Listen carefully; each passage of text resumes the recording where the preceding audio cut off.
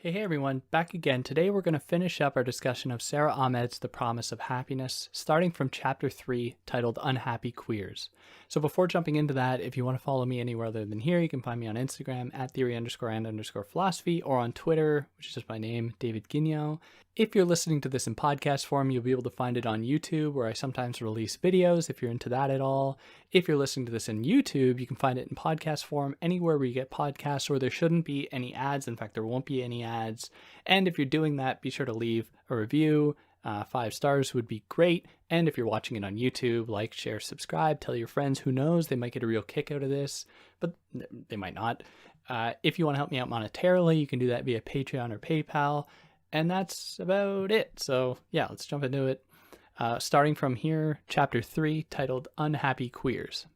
So she begins by recounting Vin Parker's Spring Fire, which is a book, it released in 1952, that presents a gay couple were the main figures within the book. And the publisher, despite the author's want, despite Parker's want, would only allow it to be published if it had an unhappy ending, because they couldn't at that time depict gay people as being happy. They had to, because that would be too scandalous for their very sensible, delicate readers. So it had to be censored. It had to be reframed in order to be acceptable to the public. Now, this had a kind of opposite or interesting effect in that it made it possible for gay representation to happen, but it had to happen with a price. That is, queerness, or in this case the gay couple, could only be depicted if they were depicted as being unhappy, ultimately by having an unhappy ending. And this essentially reveals the complexity, or I guess the complexity, of queerness and unhappiness, and their kind of tenuous connection, where queerness is because it is the refusal to abide by the dominant script. And this isn't necessarily like deliberate, like it's just the way that people are. It's a refusal to abide by that script. And because that script is what is associated with happiness, therefore happiness is refused to these people. And we see that play out in how this book was censored, reframed, so that queerness could only be associated with happiness.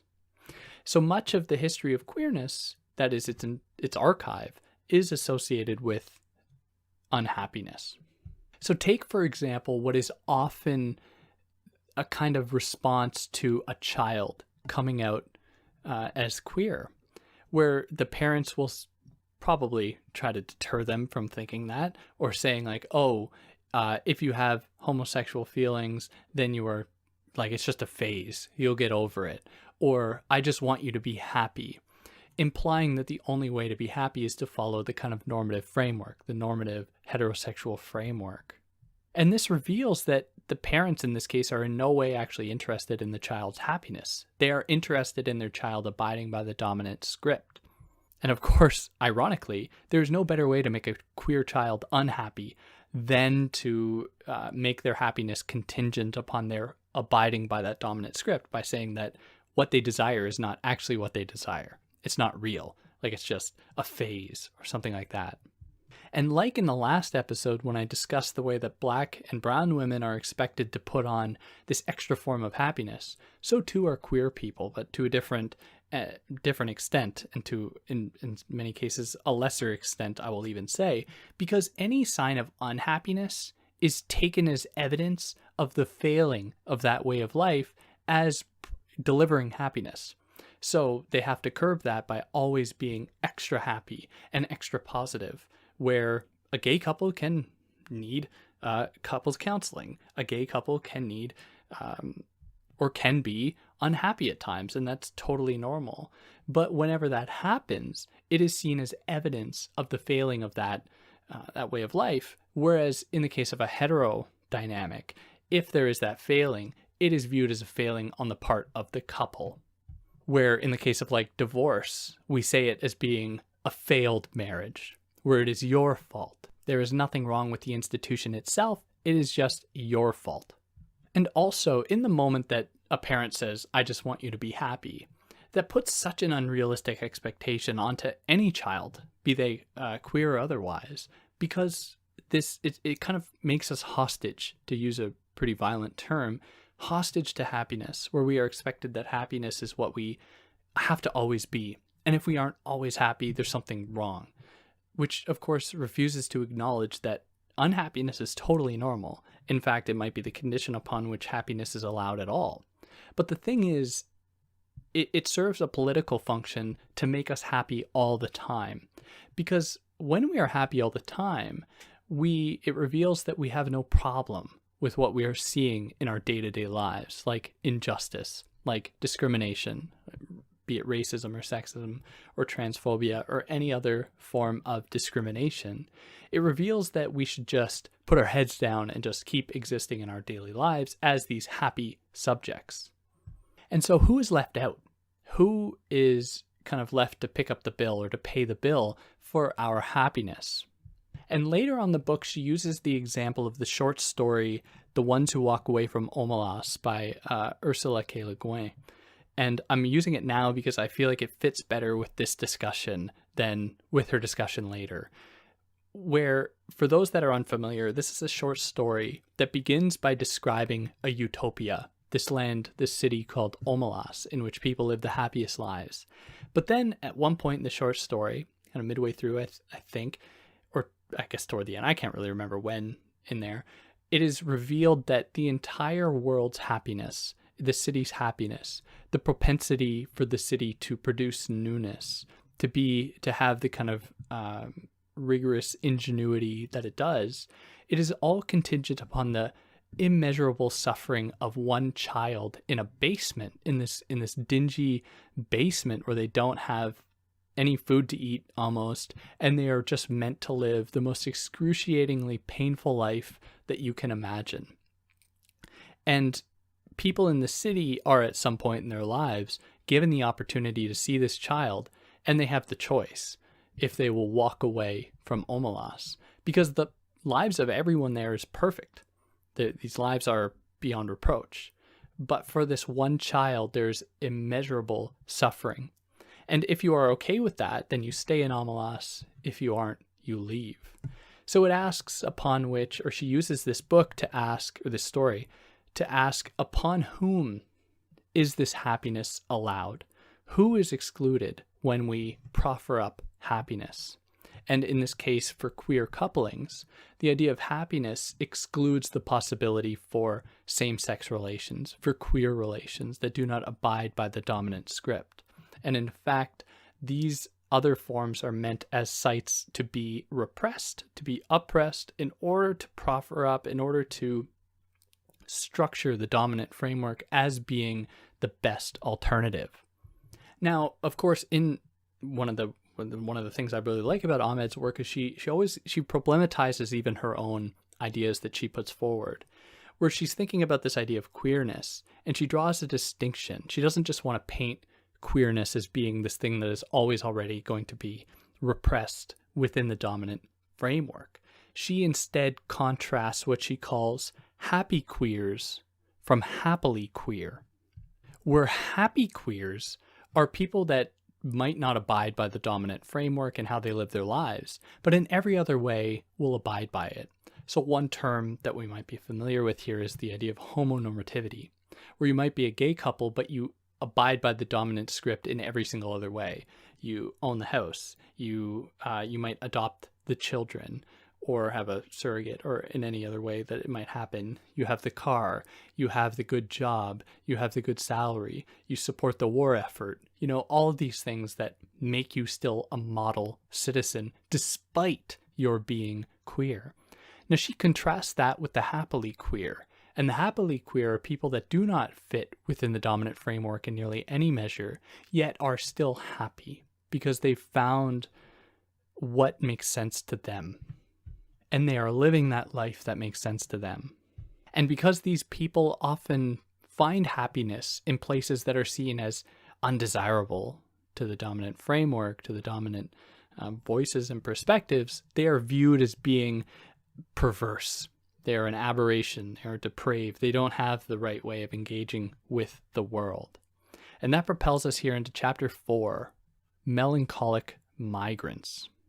So she begins this chapter with a quote from Trevor Phillips, who's the chair of the Commission of Equalities and Human Rights in Britain, 2006, where this is what he said.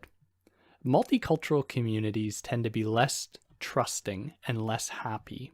People, frankly, when there are other pressures, like to live in a comfort zone which is defined by racial sameness.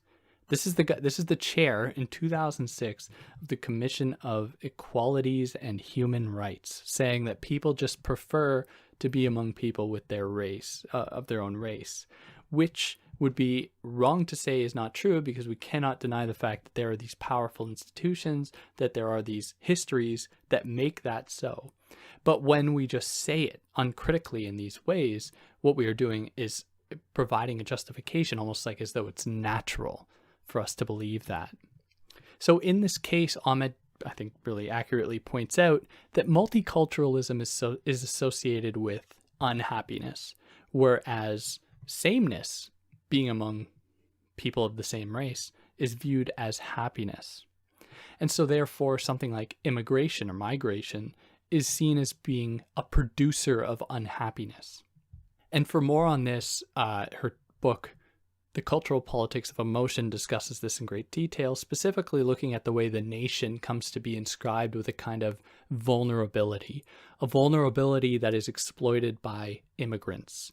So for more on that, you can check out that book, and I've also covered it on this channel if you were interested at all. But I digress. So Phillips, this guy who said this messed up quote, says that this problem can be mitigated if people in a multicultural setting found a kind of common interest. And he uses the example of football. So in this case, he was talking about, for those in the North American context, he's talking about what we know to be soccer. Now, Ahmed is suspicious about this given the attachment of football with national identity. So what he's really saying is that everyone should just submit to the national identity, where, let's say you had in France, you had multi-ethnic communities. What he would be saying here is that people rally around their football team, their being France, and that can kind of sneakily inject them into the national framework. So Ahmed traces this back to imperialism, in which, or that was justified by saying that, well, imperialism is good because what we are doing is bringing happiness to the world. We are making people more European, which we've associated with being happy, so therefore we are going to make people more happy. In the same way, when this guy says people just need to submit to their football team, then they will be happy, saying submit to the national identity, then you will be happy. So drawing from Nietzsche, she says that, because Nietzsche has this passage in which he criticizes English, the English believing that all the world needs to become English for them to be happy. And of course he was saying that as a German person, because of that tension between the two, but still the point is still very prescient given what would happen, or what was happening with imperialism, as being a mission to export happiness to the rest of the world. And this happiness was associated with this idea called civility, right? It was about transmitting civility, or assimilating people to the notion of civility, which has these religious implications as well, that is just about importing European values and imposing them onto other people. But, in proper Ahmedian fashion, she says that the colonial impetus behind doing what they did was also because they believed these people that they were colonizing to be too happy, where they would often look upon these people as being engaged too much in frivolous or superfluous things that weren't toward the project of real fulfillment or real happiness, but were only satisfying immediate wants.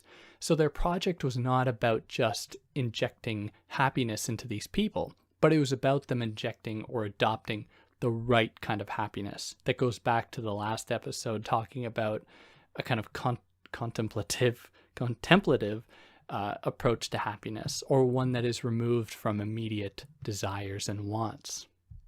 And like the what is expected of brown and black women, that we were talking about in the last episode, or with queer people, there's an obligation on the part of colonized people to perform their happiness as being like they are enjoying what is happening to them. Now, this demands an adoption of what is being imposed upon you, which would essentially signify the death of something else, the death of your history, the death of your culture, the death of your identity. And to better understand this, she puts forward Freud's idea of melancholia, hence the title of the chapter, Melancholic Migrants, where melancholia is a state in which you are unable to properly grieve or let go of what you've lost. And so you retain that thing, which keeps you in a kind of arrested state of a development where you cannot develop any further, which can be opposed to mourning. Mourning is when you ostensibly are able to come to terms with what has happened and move on. So the person that refuses maybe, or is unable to perform this kind of happiness, is constructed as this melancholic migrant, who is the person that is unable to shed the loss that they feel for their culture, for their identity, and to just simply adopt the new way of life. Where there should certainly, like in the case of migration, be a grace period, be like a period of understanding in which it's a very difficult thing to just shed your culture, shed your identity, if that's really what anyone wants to do, and to assume a new one. Or additionally, people, in adopting a new cultural identity, moving to a new place, may also be experiencing discrimination in ways they hadn't before if they came from their own the place of their birth, where they probably are among people like themselves. They may not have experienced discrimination in the ways that they would by moving somewhere else. And so if they make a fuss about that, if they put up any kind of resistance to that, they're seen as being these people that are refusing to just get behind the times and to just go with the flow, as being melancholic, not able to let go of their past. And so they might be labeled like a terrorist or a threat to national security or national identity. So in order to illustrate this, she talks about films like Bend It Like Beckham and East is East, in which migrant families are depicted, without going into too much detail because that would take too long. But what unites them in their plots is their mutual illustration of second-generation immigrant children who are kind of illustrated as being victims of their parents' backwards ways. So in these films, what is depicted are parents, first-generation immigrants, who still cling on to their values. They're from their previous nation or culture, that their children are trying to get away from, because there are certain expectations that they adopt the new standard, the new kind of cultural codes and beliefs. And so they end up distancing themselves from their family and therefore from their communities, from their culture. So these children are viewed not as being melancholic migrants because they're people that are able to get over this, while the parents are seen as existing still in the past, as being backwards or unable to get with the times. But as we talked about in the last episode, the happiness that we often associate with certain things doesn't actually come true. In fact, it's often doesn't come true. So in the case of these children, what Ahmed questions is whether or not adopting this new kind of cultural way of life is actually going to deliver happiness. And if the price that was paid to get there was worth it, because it's often, and this is depicted in these films and other stories that she mentions, that second generation children, in this case, people who are trying not to be these melancholic migrants, want not only to shed their cultural identity, in many cases they want to shed their skin. In the case of moving to the quote-unquote Western world, where whiteness is framed as being the more desirable skin color. But of course that cannot happen. And so there's always going to be that sense of unaccomplishment, or not being able to properly blend in with the dominant cultural attitude, the dominant cultural framework. And so, of course, racism still exists, and it affects these people, even though they do everything they can to fit within that framework. And so the promise of happiness wasn't able to deliver in the end, and it actually produced unhappiness and will continue to produce unhappiness precisely because the world they are trying to fit into is one that is continually trying to push them out.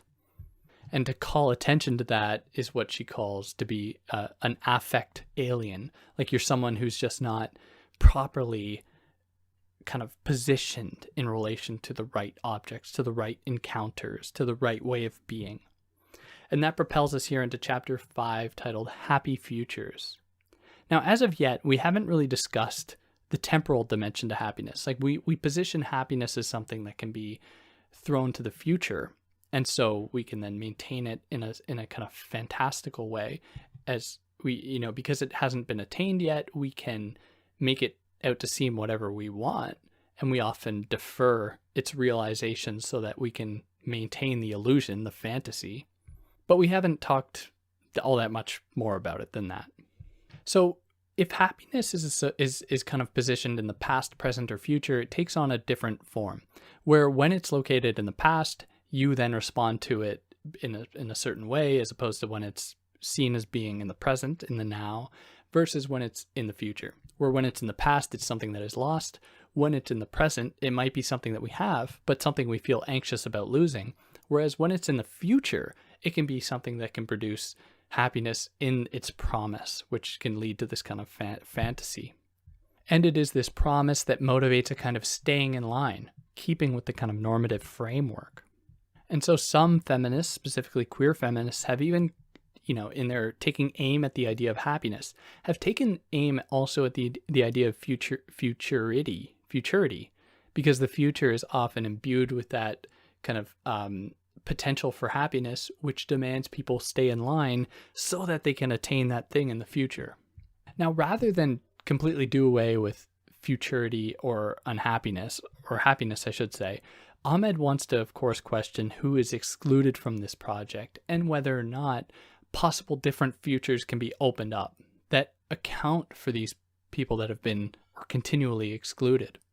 And this demands us becoming aware of the present conditions that make the future, in the normative sense, possible as a site for the realization of more normativity. Like we're just going to stay on the straight and narrow to arrive at a point of happiness, which just continues this same framework.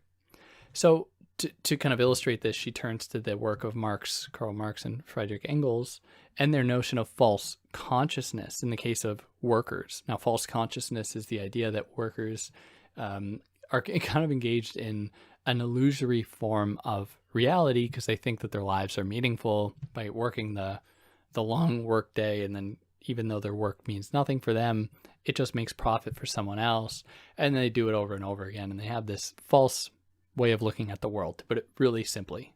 So by adopting the norm that is pointed toward this future, we are engaging with a kind of false consciousness, and it is the project of revolutionaries to call attention to that, what is often veiled, the kind of structural forms of oppression that are veiled in the present and that continue us on this path. And revolutionaries, feminist killjoys, are the ones that call attention to these systemic forms of oppression that we might otherwise not see. So in order to illustrate this and to complicate the problem further, she considers the film, two films really, but I'm just going to elaborate on one, Children of Men and The Island. So Children of Men is a dystopian film in which humans can no longer reproduce.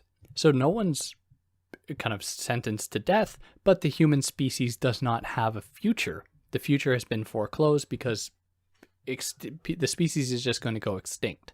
But then it is revealed that there's this one pregnant woman, and she's the kind of key to humanity's salvation, because if science can figure out how she is able to reproduce, then they might be able to figure out life again.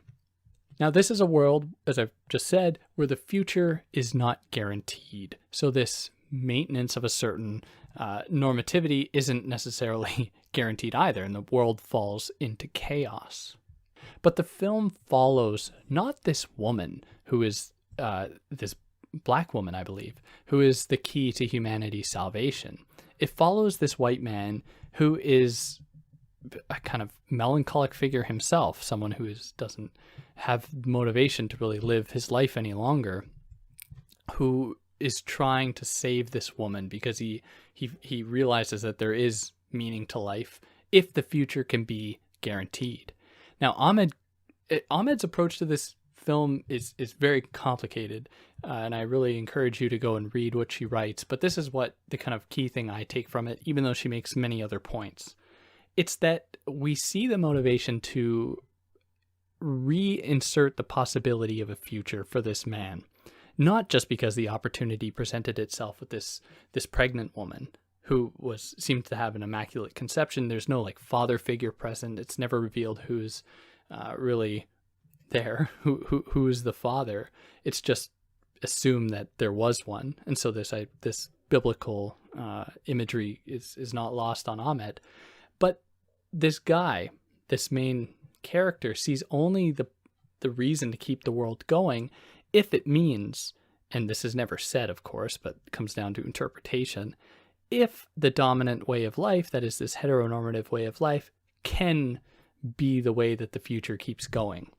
So he assumes a kind of fatherly figure. Like he becomes the father, the symbolic father to this child, and we have this heterosexual dynamic going, and it leads to the promise of the future. At least, spoiler alert, that's how the film ends, without too much of a spoiler. So it's in this way that futurity is attached to the present. The future and the promise of happiness is never something that is inextricably or is simply detached from what is now known. There's always some kind of attachment to what is kind of affirmatively constructed as being happiness in the present. So we get other kind of dystopian fiction about this, like Brave New World, where happiness is what is absolutely expected of everyone as a move to the future, as the promise of the future. Because without happiness, the world in Brave New World would fall apart. Like it is a world in which people are held hostage by happiness. But for Ahmed, unhappiness is exactly the way to make the possible possible. Because it's not very interesting to just frame the future as being the realization of what is positively constructed in the present. That is just to replicate the same over and over again. Instead, we must turn ourselves to the possibility of newness, to the possibility of possibility itself. And that propels us here into the conclusion titled Happiness, Ethics, Possibility, in which she talks about more of what we've already discussed, but she makes some other key observations that I'd like to kind of illuminate. So happiness is often constructed as that thing in the future, and it gives us meaning to what we do. So, for example, we exercise, or some of us may exercise because we associate the end product of exercise as being happiness. And like I said in the last episode, when we are pressed on what makes us happy, we arrive at a point in which we just say, well, it's just the way it is, just because. Like I do this because I like it, and that's it. It's good because I like it, and I like it because it's good. So she draws upon Nietzsche's work again here to discuss to perform a kind of genealogy of happiness, where in Nietzsche's The Genealogy of Morals, which I've discussed on this channel if you want to go and listen to that, he talks about the way in which goodness and badness are framed and constructed within a certain social political framework, where the aristocrats, the upper classes, were viewed as being good and being associated with, in Ahmed's terms, happiness, whereas the lower classes were associated with a kind of badness, and they experienced what he called ressentiment, which is them saying no to themselves and no to the world because they were embraced or were a part of this, again, another regrettable term, this slave morality, where they were taught and be made to believe that they were worthless and therefore couldn't experience happiness, whereas the aristocrats could. They could be happy, they could say yes to themselves, and their lives had value. But of course, both of these are illusions for Nietzsche. Like there's nothing about either that is necessarily true. And there's a lot more to it than that, but in any case, what Ahmed takes from this is the idea that the powerful determine what what will produce happiness, who is allowed happiness. So in that way, we should not just embrace unhappiness, because that would be to fall into this slave morality idea that we get out of Nietzsche that will just keep the system going in the same way.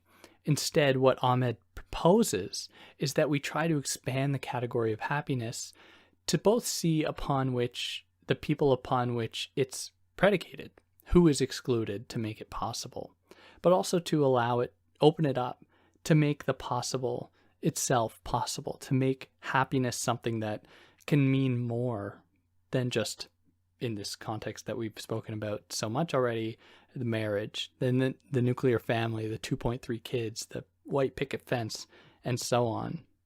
Which also means that we don't be satisfied with things that upset us, like, for example, racism or injustice. And it is only then that we can positively embrace happiness as being, or moving us toward the expansion of happiness to as many people as possible, to make it something that is open for everyone and for what people want to do with their lives, and not be coerced or not be motivated by repressive institutions to act in a certain way or in a certain proper way. And yeah, that more or less covers it. It's a really good book. As all of Ahmed's books are quite good. I definitely recommend you read it if you had the time and you had the money to buy it, because her books aren't cheap, funnily enough. But yeah, so if I said anything you disagree with, or anything I should have added, or something I mischaracterized here, I'd love to hear about it. If you like what I did, like, share, subscribe, it would help me out. Leave a comment. If you're listening to this in podcast form, leave 5 stars, leave a review. I'd really like it if you could help me out, but if you don't want to, then that's fine too. And yeah, catch you next time.